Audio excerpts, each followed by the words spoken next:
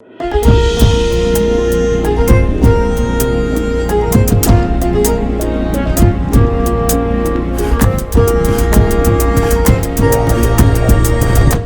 ቤተሰቦች ከፈታ ዴሊ የከበረ ሰላምታ ይድረሳችሁ። የዕለተ ሰኞ የረፋድ ጥንቅራችንን ይዘን ተገኝተናል።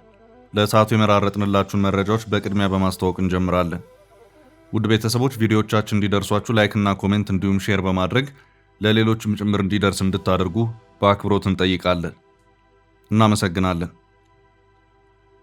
ከፌዴራል መንግስቱ ጋር ከባድ ውዝግብ ውስጥ የገቡት እነ ደብረጽዮን ከፍተኛ በጀትን አጽድቀዋል። እንደሚታወሰው አንደኛው የውዝግብ ምንጭ የበጀት ጉዳይ ነው። ጥንቅራችን ተመልክቶታል። ካርቱም በኢትዮጵያ ጉዳይ ፈተና ውስጥ ገብታለች። ግብጽም በዚሁ የፈተና ዙሪት ውስጥ የምትገባ መሆኗን ሁኔታዎቹ ከወዲሁ እያመላከቱ ነው። እስካሁን ባለው ሁኔታ በዚሁ ጉዳይ በኢትዮጵያ በኩል የተባለ ምንም ነገር የለም። በዕለቱ ጥንቅራችን ከተያዙ መረጃዎች መካከል ነው።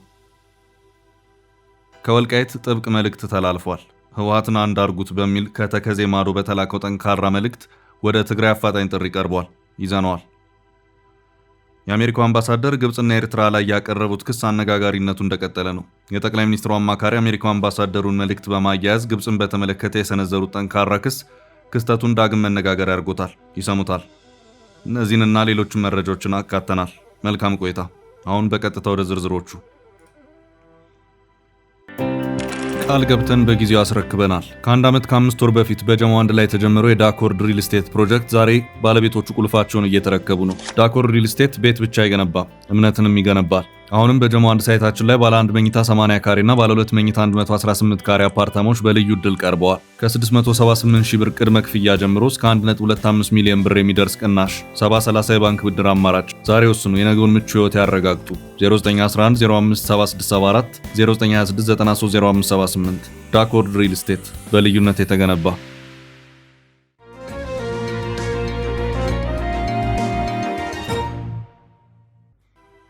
ካርቱም በኢትዮጵያ ፈተና ውስጥ ገባች። ግብጽም ልትቀጥል ነው። ካርቱም በኢትዮጵያ ጉዳይ ፈተና ውስጥ ገብታለች። ይኸው ፈታኝ የተባለው ጉዳይ ወደ ግብጽም ጭምር ሊያመራ ይችላል እየተባለም ነው።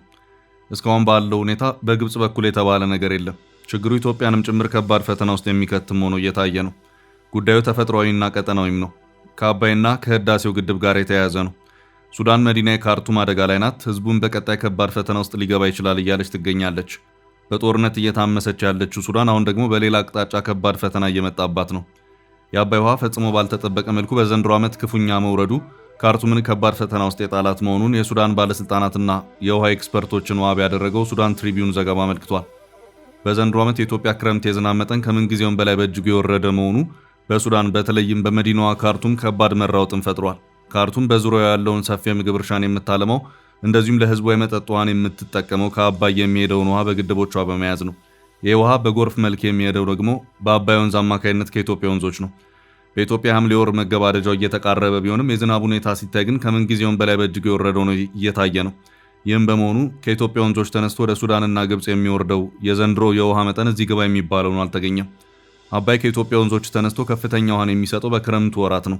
በዚህም የሱዳን ወንዞች ሞልተው ጉዞውን ወደ ግብጽ ያደርጋል። ሆኖም በዘንድሮ ዓመት በኢትዮጵያ እየታየ ካለው እጅግ ዝቅተኛ የክረምት የውሃ መጠን ጋር በተያያዘ በጎርፍ መልክ ሱዳንን አልፎ ግብጽ የሚገባው የውሃ መጠን ለካርቱም የመጠጥ ውሃ እንኳን ሊበቃ አልቻለም። የግብጽ የውሃ ፍላጎት ባጭሩ በዜሮ ተባዝቷል። የሱዳን የውሃ ኤክስፐርቶች ቢያንስ በመጠጥ ውሃ ደረጃ ለካርቱም ነዋሪዎች ያለውን እናዳርስ በሚል በከፍተኛ ርብርብ ላይ መሆናቸውን ይኸው የሱዳን ትሪቢዩን ዘገባ አመላክቷል። በአሁኑ ሰዓት በሱዳን ግድቦች የተጠራቀመው የውሃ መጠን ውሃን በጉልበት እየሰጡ እንዲሰራጭ ከሚያደርጉት ፓምፖችና ሌሎች መሳሪያዎች ውጪ በታች በመሆናቸው በየግድቡ ያለውን ውሃ ገፍቶ ማሰራጨት አልተቻለም። በዚህም የካርቱም ህዝብ ከባድ የውሃ ፈተና ውስጥ ገብቷል ሲልም የሱዳን ባለስልጣናትንና የውሃ ኤክስፐርቶችን ዋቢ ያደረገው የሱዳን ትሪቢዩን ዘገባ አመላክቷል። ከባለፈው ዓመት ከፍተኛ የዝናብ መጠን ጋር በተያያዘ በአባይ ወንዝ ውሃ በከፍተኛ ደረጃ መምላት ምክንያት ግብጽ ኢትዮጵያ ላይ ደጋግማ ክስ ስታሰማ የቆየች መሆኑ የሚታወስ ነው። በጊዜው የግብጽ ክስ የነበረው ኢትዮጵያ ግድቡን በአግባቡ እየተቆጣጠረችና እያስተዳደረች ባለመሆኑ ላልተመጣጠነ የጎርፍ አደጋ ተዳርጌያለሁ የሚል ነበር። በአንጻሩ በዘንድሮ ዓመት በኢትዮጵያ የክረምት ሁኔታ ከሚጠበቀው በታች እጅግ ዝቅተኛ ሆኖ መገኘቱ ባለፈው ዓመት በኢትዮጵያ ጎርፍ ተጥለቀለኩ ስትል የነበረችውን ግብጽ ውሃ አልባ እንደሚያደርጋት ከወዲሁ ምልክቶች እየታዩ ነው። አሁን ደግሞ በግብጽ በኩል ካለፈው ዓመት ክስ ተቃራኒ የሆነ ሌላ አዲስ ክስ የሚጠበቅም ይሆናል። ግብጽ በተራዘመ የድርቅ ወቅት የኢትዮጵያ ታላቁ ህዳሴ ግድብ አደጋ ሊፈጥርብኝ ስለሚችል በምን መልኩ ውሃ ማግኘት እንዳለብኝ ከኢትዮጵያ ጋር አንድ የሆነ አሳሪ ስምምነትን መፈራረም አለብኝ በማለት ዛሬም ድረስ እየሞገተች ትገኛለች።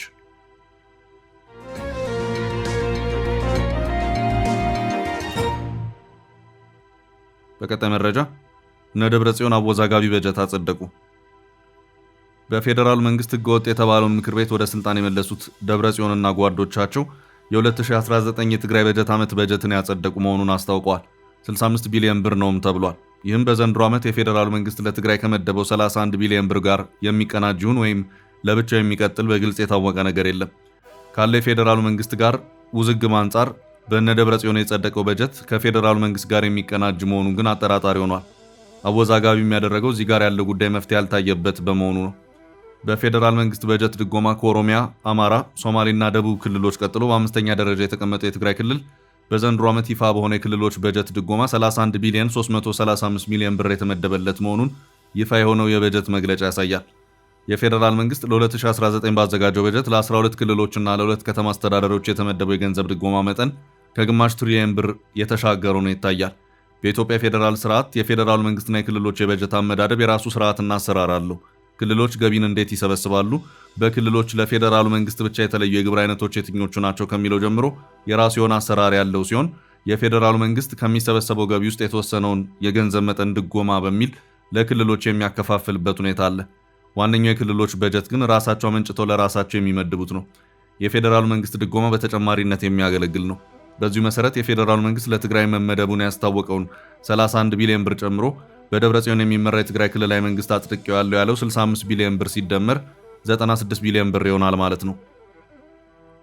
ሆኖም ባለፈው 2018 በፌዴራሉ መንግስት በኩል ለክልሎች ከሚለቀቀው በጀት ጋር በተያያዘ ተገቢው ገንዘብ እየተለቀቀልን አይደለም፣ በዚህም ስራዎችን ማከናወን አልቻልንም የሚሉ ጥያቄዎችና ቅሬታዎችም ሲቀርቡ ከርመዋል። ህወሓት በጀነራል ታደሰ ወረደ የሚመራውን የትግራይ ጊዜያዊ አስተዳደር ለማስወገድ ምክንያት ሆኖኛል በማለት ከሚዘረዝራቸው የተለያዩ ምክንያቶች መካከል አንደኛው ከፌዴራሉ መንግስት በጀትን አስለቅቆ ተገቢውን ስራ መስራት አልቻለም በሚል ነው። በ2018 በጀት ዓመት ለትግራይ የጸደቀው የፌዴራሉ የድጎማ በጀት በተገቢው መልኩ ለትግራይ እየተላከ አይደለም በሚል ሲቀርብ ከነበረው ቅሬታ ጋር በተያያዘ እስካሁን ባለው ሁኔታ የፌዴራሉ መንግስት ይህ ነው ሊባል የሚችል የተብራራ ምላሽን ሲሰጥ የታየበት ሁኔታ አልታየም። ህወሓት ከፌዴራሉ መንግስት ጋር ግንኙነት የነበረውንና በጀነራል ታደሰ ወረደ የሚመራውን የትግራይ ጊዜያዊ አስተዳደር ባስወገደበት ሂደትና በቅርቡም መንግስትን በኃይል አስወግዳለሁ በሚል በግልጽ አቋሙን ባሳወቀበት ሁኔታ የፌዴራሉ መንግስት ለትግራይ በድጎማ መልክ ያጸደቀውን የ31 ቢሊዮን ብር በጀት በምን መልኩ ሊለቅ ይችላል የሚለውን በራሱ ጥያቄ ሆኖ እያነጋገረ ያለ ጉዳይ ነው። በዚሁ በጀቱን ባጸደቀው የትግራይ ምክር ቤትም ሹመት የተሰጠ መሆኑን ተመልክቷል። የትግራይ ንግድና ግብይት ቢሮ ኃላፊ ዶክተር ረዳይ በረህ እንዲሁም የትግራይ ሰላምና ጸጥታ ቢሮ ኃላፊ ሆነው መሾማቸው የተናገሩት ደግሞ አቶ ተወልደ ብርሃን ተስፋ አለም ናቸው።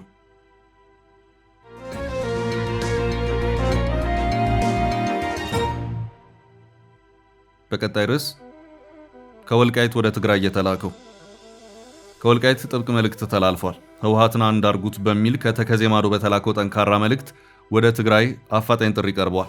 የወልቃይት ጠገዴ ጠለምት አማራ ምሁራን ማህበር የኢትዮጵያን ሀገረ መንግስት አንድነት አደጋ ላይ የሚጥለውን የህወሓት ቡድን በጋራ እንታገል ሲል ለትግራይ ልሂቃን ምሁራንና የተቃዋሚ ፖለቲካ መሪዎች ጥሪ ማቅረቡን አስታውቋል። ማህበሩ ሐምሌ 19 ቀን 2018 ከሁመራ ጎንደር ባወጣው መግለጫ ህወሓት ቀደም ሲል በሰሜን በጌ ምድርና በወሎ ክፍለ ሀገር ስር የነበሩትን ወልቃይት፣ ጠገዴ፣ ጠለምትና ራያን በጉልበት በመጠቅለል ባለፉት 30 ዓመታት በአማራ ተወላጆች ላይ ከባድ ግፍ፣ የዘር ማጥፋትና የጅምላ ጭፍጨፋ ፈጽሟል የሚል ከባድ ውንጀላ ሰንዝሯል።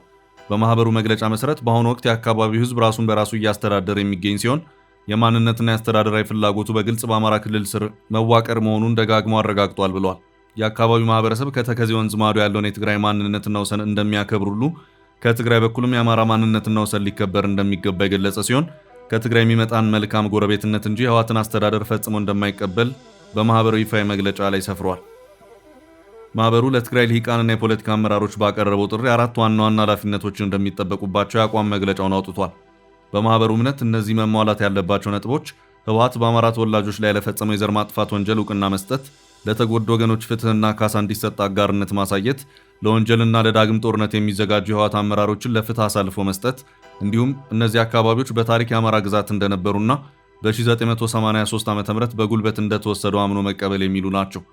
ይህ የወልቃይት ምሁራን ማህበር መግለጫ በቅርቡ የትግራይ ክልል ተቃዋሚ ፓርቲዎችና የህወሓት ቃል አቀባይ በአካባቢው ላይ ጦርነት ስጋት መኖሩን በመጥቀስ ህገ መንግስታዊ ግዛቶች እንዲከበሩና የተፈናቀሉ ወገኖች እንዲመለሱ ማዕከላዊ መንግስት ላይ ጫና እንዲደረግ ካቀረቡት ተከታታይ ጥሪዎች ማግስት የወጣ በመሆኑ በአካባቢው ላይ ያለውን የተለያየ የፖለቲካ ፍላጎትና የይገባኛል ሙግት በግልጽ ያሳየ ሆኗል።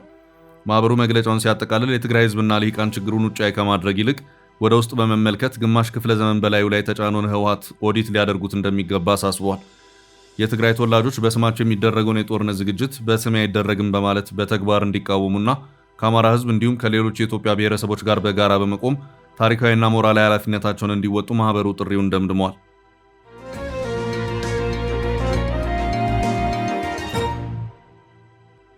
ወደ ቀጣይ ርዕስ አለፍን።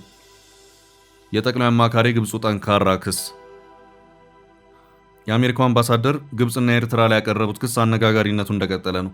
የጠቅላይ ሚኒስትሩ አማካሪ የአሜሪካ አምባሳደሩን መልእክት በማያያዝ ግብፅን በተመለከተ የሰነዘሩት ጠንካራ ክስ ክስተቱን ዳግም መነጋገሪያ አድርጎታል። የጠቅላይ ሚኒስትሩ የምስራቅ አፍሪካ ጉዳዮች አማካሪና የቀድሞ የትግራይ ክልል ጊዜያዊ አስተዳደር ፕሬዝዳንት አቶ ጌታቸው ረዳ ግብፅ በአባይ ወንዝ ፍትሐዊ አጠቃቀም ዙሪያ የምታራምደውን የዲፕሎማሲ አካሄድ በጽኑ አውግዘዋል። አቶ ጌታቸው ረዳ በኤክስ ትስስር ገጻቸው ባስተላለፉት መልእክት የግብፅ ዲፕሎማሲ ዋናው ችግር ታሪካዊ መብት በሚል የምታቀርበውንና እውነተኛነቱ አጠራጣሪ የሆነውን ይገባኛል ጥያቄ ለማስረገጥ ስትል ብቻ ታሪክን፣ ሳይንስን፣ ኢንጂነሪንግንና ጂኦግራፊን ጭምር ወደ ኋላ የመጠምዘዝ ግትርነት የምታሳይ መሆኑ ነው ብለዋል። ይህ ከፍተኛ የኢትዮጵያ ባለስልጣን ትችት ካይሮ በዓለም አቀፍ መድረክ የምታቀርበው የውሃ ክስ ከተፈጥሯዊና ሳይንሳዊ እውነታዎች የራቀ መሆኑን የሚሞግት ምላሽ ነው። አቶ ጌታቸው ረዳ ይህንን ጠንካራ ምላሽ የሰጡት ግብፅ በቀይ ባህር ደህንነት ስም በአፍሪካ ቀንድ የምታደርገውን የፖለቲካ ጣልቃ ገብነትና የኢትዮጵያን የማግለል ስትራቴጂን በመቃወም በኤክስ ገጻቸው ላይ ባሰፈሩት ይፋዊ ጽሑፍ ነው። የካይሮ ባለስልጣናት ለ10 ዓመታት የቆዩትንና ከቅኝ ግዛት ዘመን የፈለቁትን የውሃ ስምምነቶች እንደ ጽኑ መብት በመቁጠር የላይኛው ተፋሰስ ሀገራትን በተለይም ኢትዮጵያን ለማፈን የሚጠቀሙበት የዲፕሎማሲ ስልት ጊዜ ያለፈበት መሆኑን አማካሪው አመልክተዋል። ይህ የአማካሪው ትችት በተለይ በአሁኑ ወቅት በአፍሪካ ቀንድ ቀጠና ካለው አዲስ ወታደራዊ ዝግጅትና የቃላት ጦርነት አንጻር አዲስ አበባ የግብፅን የፖለቲካ ጫና ለመመከት ያላትን ጽኑ አቋም በግልጽ ያሳይ ሆኗል። የአቶ ጌታቸው ረዳ መልእክት የተጋራ የቀድሞ የአፍሪካ ጉዳዮች ረዳት ሚኒስትር የነበሩት አሜሪካዊ ዲፕሎማት አምባሳደር ቲቦር ናጊ ግብፅና ኤርትራ በኢትዮጵያ ላይ በሚከተሉት የድንበርና የውሃ ፖለቲካ ላይ እጅግ ጠንካራና አነጋጋሪ ትችት መሰንዘራቸውን ተከትሎ ነው። አምባሳደር ቲቦር ናጊ በትስስር ገጻቸው ባስተላለፉት መልእክት ግብፅና ኤርትራ ስለ ቀይ ባህር የመናገር መብት ያላቸው የባህር ዳርቻ ሀገራት ብቻ ናቸው የሚሉ ከሆነ በህጋዊ አመክንዮ መሰረት ስለ ናይል ወንዝ አጠቃቀም መወሰን የሚችሉት የወንዝ ውሃ መነሻ ሀገራት ብቻ መሆን አለባቸው ሲሉ የካይሮ አካሄድ ላይ ጠንካራ ክስ አቅርበው ነበር። አቶ ጌታቸው ረዳ ይህንን የአሜሪካውን ዲፕሎማት አመክንያዊ ትንታኔ በመደገፍና የግብፅን ያልተገባ ዲፕሎማሲ አካሄድ በማሳየት ወደፊት በአባይ ጉዳይ ላይ ሊፈጠር ለሚችለው ለማንኛውም ቀጠናዊ ፍጥጫ የኢትዮጵያን የህግና የሞራል የበላይነት ይበልጥ አረጋግጠዋል። በቀጣይ መረጃ ታዋቂው ዓለም አቀፍ ቭሎገር በላሊበላ ያቀረበው ክስ። ታዋቂው ዓለም አቀፍ ቭሎገር ዳውድ አኩንዛዳ በላሊበላ ውቅር አብያተ ክርስቲያናት ባደረገው ጉብኝት ወቅት አጋጥሞኛል ያለውን የማጭበርበር ድርጊት ማግስት በአካባቢው ያለውን የቱሪዝም አደረጃጀትና የአገልግሎት አሰጣጥ በጽኑ የሚተች ሰፊ ማብራሪያ ይፋ አድርጓል። ቭሎገሩ በአካባቢው በሚገኝ አንድ ምግብ ቤት ውስጥ በ$20 ምክንያት ያጋጠመውን ታሪክ በመልእክቱ ላይ ካጋራ በኋላ ያታለለው ግለሰብ በቁጥጥር ስር መዋሉን የሚገልጹ በርካታ አስተያየቶችን መመልከቱን ገልጿል። ይሁን እንጂ ዳውድ ጉዳዩን ግልጽ ሲያደርግ በ$20 ምክንያት ማንም ሰው እንዲታሰር ፍላጎት እንደሌለው ገልጾ በብዙ ሰዎች ዘንድ ያለው አስቸጋሪ የህይወት ሁኔታና ተስፋ መቁረጥ ቱሪስቶችን ወደ መጭበርበር ሊገፋፋቸው እንደሚችል እንደሚረዳ ጠቅሶ ታሪኩን ያጋራው ሰውን ለመቅጣት ሳይሆን የጉዞውን ጥሩም ሆነ መጥፎ ገጠመኞች ለተከታታዮቹ በታማኝነት ለማሳየት ብቻ መሆኑን አስታውቋል። ዳውድ አኩንዛዳ አክሎ እንደገለጸው ከግለሰባዊ ማጭበርበር ይልቅ የላሊበላ ትልቁ ችግር የቱሪዝም መዋቅራዊና ድርጅታዊ ክፍተት መሆኑን በመጥቀስ ለሚመለከታቸው አካላት ሁለት ዋና ዋና ጠንካራ የውሳኔ ሀሳቦችን አቅርቧል። የመጀመሪያው ነጥብ ለውጭ ሀገር ዜጎች የተጣለ $100 መግቢያ ክፍያ ከተሰጠው አገልግሎት አንጻር ፍጹም ተገቢነት የሌለው መሆኑን የሚጠቅስ ነው። ቭሎገሩ ክፍያው ተገቢ ሊሆን የሚችለው እንደ ፕሮፌሽናል አስጎብኚ፣ ግልጽ የመንገድ ምልክቶች፣ በአደገኛ ገደላማ ቦታዎች ላይ ያሉ የደህንነት መከላከያ አጥር፣ የድምፅ መመሪያ፣ ካርታ የያዘ ብሮሸር፣ ንጹህ መጸዳጃ ቤቶችና የተሰበሰበው ገቢ የት ላይ እንደሚውል በግልጽ የሚያሳይ ግልጽነት ሲኖር ብቻ መሆኑን ጠቅሷል። ክፍያውን ከዓለም ታዋቂ ቅርሶች ጋር ያነጻጸረው ዳውድ ለምሳሌ በስፔን የሚገኘው ሳግራዳ ፋሚሊያ $30፣ በቱርክ ሃጊያ ሶፊያ $30፣ በካምቦዲያ አንኮር ዋት ለ7 ቀናት $70፣ በዮርዳኖስ ፔትራ ለ3 ቀናት $85 እንዲሁም በቫቲካን የቅዱስ ጴጥሮስ ባዚሊካ በነፃ የሚጎበኝ መሆኑን በማስረዳት የላሊበላ አገልግሎት ክፍያውን ሊመጥን እንደሚገባ አሳስቧል።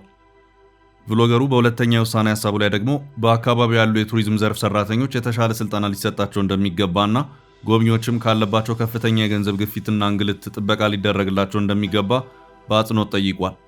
የቱሪስት ፖሊስ ዓላማ ቅርሱን ለማድነቅ የሚመጡ የውጭ ሀገር ዜጎችን ደህንነት መጠበቅ እንጂ ያለማቋረጥ ገንዘብ እንዲከፍሉ በሚጠይቁ አካላት ተጽዕኖ ስር ወድቀው የፍርሃት ስሜት እንዲሰማቸው ማድረግ መሆን የለበትም ብሏል።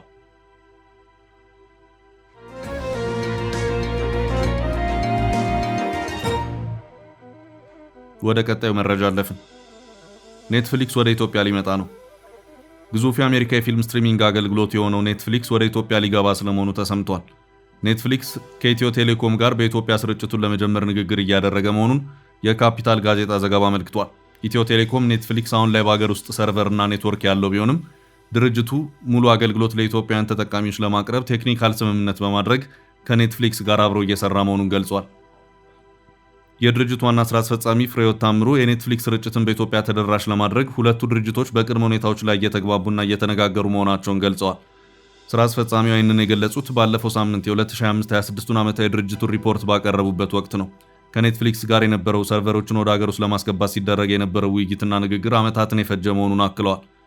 በሀገሪቱ ስርጭቱን ለማድረግ የሚያስችል መሰረተ ልማት ስለመኖሩና በሀገር ውስጥ በቂ ኔትፍሊክስ ተመልካች ስለመኖሩ ድርጅቱ በቅድሚያ ጥርጣሬ እንደነበረውና ኢንቨስት ከማድረግ ተቆጥቦ እንደነበር ስራ አስፈጻሚው አስረድተዋል።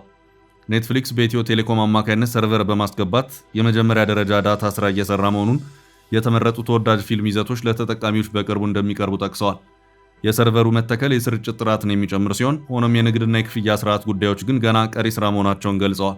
ኢትዮ ቴሌኮም አሁን ላይ ያለው የበይነ መረብ አቅም ወደ 4.1 ቴራቢት በሰከንድ ገደማ መድረሱን፣ ይህም እንደ ኔትፍሊክስ ላሉ ዲጂታል ስርጭቶች የሚሆን አቅም መገንባቱን የድርጅቱ ዋና ስራ አስፈጻሚ ፍሬሕይወት ታምሩ አስረድተዋል። ኔትፍሊክስ የይዘት ማከፋፈያ አውታር አቅም 2062 ጊጋቢት እንዲሆን ይጠይቃል። ኢትዮ ቴሌኮም በበጀት ዓመቱ 215.8 ቢሊዮን ብር አጠቃላይ ገቢ ማግኘቱን፣ ካለፈው ዓመት አንጻር 33.2 በመቶ እድገት ማግኘቱን መግለጹም ይታወሳል። በዓመቱ ደንበኞቹ በ8.3 በመቶ አድገው 90.1 ሚሊዮን መድረሳቸውን፣ የሞባይል ዳታ እና የበይነ መረብ ተጠቃሚ ቁጥር 51.5 ሚሊዮን መሻገሩን፣ የብሮድባንድ ተጠቃሚዎች ደግሞ 1 ሚሊዮን መድረሳቸውን የድርጅቱ ሪፖርት ያመለክታል። የ5G አገልግሎት አሁን ላይ በ33 ከተሞች እየቀረበ መሆኑም ተጠቅሷል። ኔትፍሊክስ በዓለማችን በ190 ሀገራት የስርጭት አገልግሎት ያለው ሲሆን በድምሩ ከ300 ሚሊዮን በላይ ተጠቃሚዎች አሉት። እንደ ቻይና፣ ሰሜን ኮሪያ፣ ሩሲያ ባሉ ሀገራት እንዳይገባ የተፈቀደ ሲሆን በአፍሪካ ቀንድ በኬንያ ሙሉ አገልግሎት ሲሰጥ፣ በሌሎች ግን በዌብሳይት የተወሰነ ውስን እንቅስቃሴ አለው። ውድ ቤተሰቦቻችን ለዛሬ ያዝንላችሁን ርዕሰ ጉዳዮች እዚህ ላይ ቋጨን። ላይክ፣ ሼር እና ኮሜንት በማድረግ ለቻናላችን ድጋፋችሁን መግለጽ እንዳትዘነጉ እያልን ከሌሎች መረጃዎች ጋር ደግመን እስክንገናኝ ቸር ያሰማን ስንል ተሰናበትን።